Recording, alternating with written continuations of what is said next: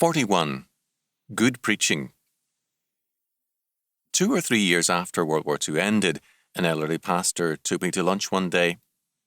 He was one of California's outstanding pastors, soon to retire. He saw little good in the years ahead because the church was going soft. People, he said, felt that with the depression of the 1930s and World War II dominating much of the 1940s, they wanted no more seriousness, but only sweetness and light.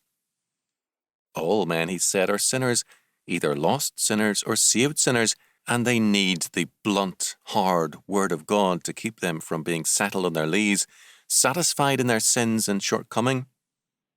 But people now want to, quote, feel good, end quote, and they wanted no, quote, negative, end quote, word from the pulpit, even though almost the whole of the Bible is negative towards man and his desire for a self-satisfied peace. I thought of him recently as I again heard a complaint about a pastor's plain-spoken preaching. I was reminded of what Isaiah said.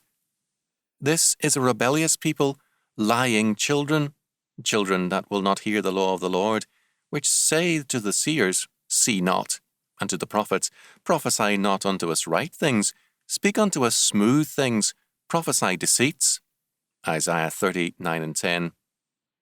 The demand in Isaiah's day was for positive preaching by priests and prophets. They wanted sweetness and light, lies, not the word of God.